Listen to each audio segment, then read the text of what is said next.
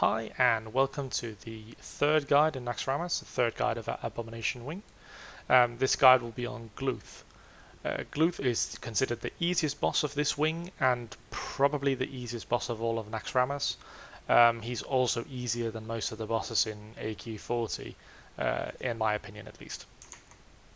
Now, Gluth has a range of mechanics. He has mortal wounds, much like Kuranax and Thancred from AQ40, where tanks need to swap at 5 stacks, similar to Thancred. It's just a stacking mortal wounds debuff, does 10% less healing, stacking up to 100. So yeah, swap at 5, make it easy on your healers. There's not a great deal of damage going out in this fight. Gluth doesn't hit very hard, so this is mostly a DPS race of just nuking. Every 10 seconds, he'll also cast Frenzy, which makes him hit harder and faster.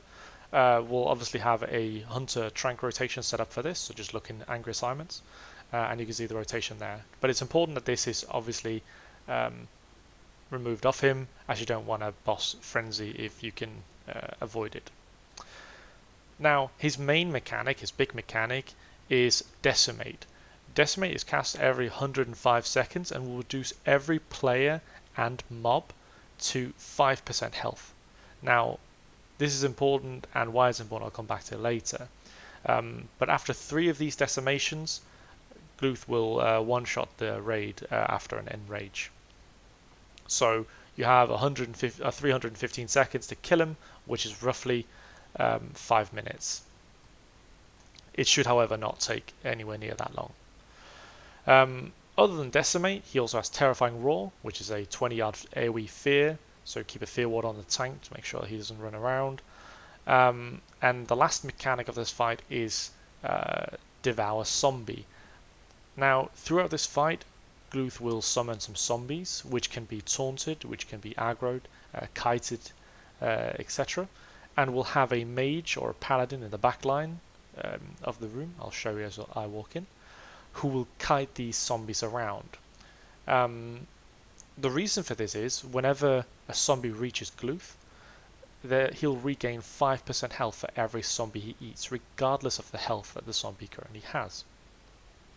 When he does Decimate, the zombies will also be reduced to 5% health, and then they'll start moving towards Gluth.